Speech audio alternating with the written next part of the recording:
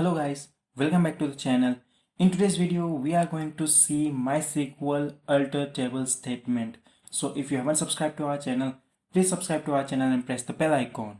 So let's get started with this video. Alter table statement is used to add, delete or modify columns in the existing table. As you can see, we are currently in localhost PHP myadmin. There is one database with name Letsfindcourse. There is two tables, LFC and LFC users. So in this video, we are going to add, delete and modify columns in the table LFC only. So first of all, we are going to see how to add columns with the help of alter table in an existing table. So for that, you have to go to the edit inline over here. You can see select start from LFC. It will select all the records.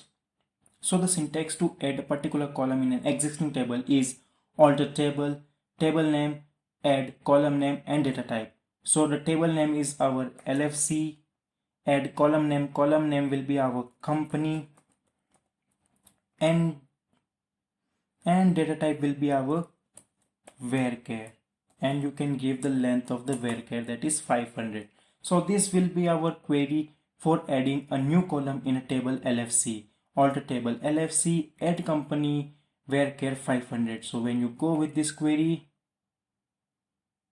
you can see that it is successfully executed. So when you click on LFC, as you can see the company column in the table LFC. So as we haven't set any default value for the column, so all the value will be null only. So in this way, you can add a particular column in an existing table. Now we are going to see how to delete or how to drop a particular column from an existing table. So the syntax to drop a particular column from an existing table is alter table, table name, drop column, and there will be column name. So table name will be our LFC and column name will be company. So this will be our query, alter table LFC, drop column, company. So when you go with this query, it will ask, do you really want to execute alter table? As we are executing drop command, so it will give us a pop-up box. So yes, we click on OK, and you can see the query is executed. So when you click on LFC, you can see the company column is no more, like it is deleted from the table LFC. So in this way, you can delete a column from an existing table in MySQL.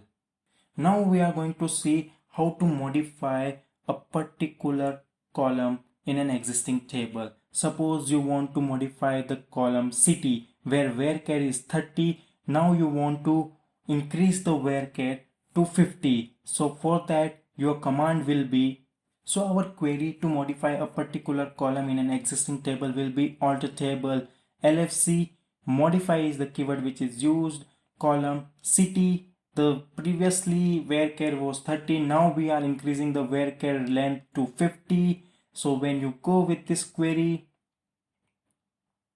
as you can, it is successfully executed. And when you go to structure, now you can see the length of the city is increased to 50. So in this way, you can change the length and you can change the data type, or you can modify the data type, or you can modify the column in MySQL with the help of alter command.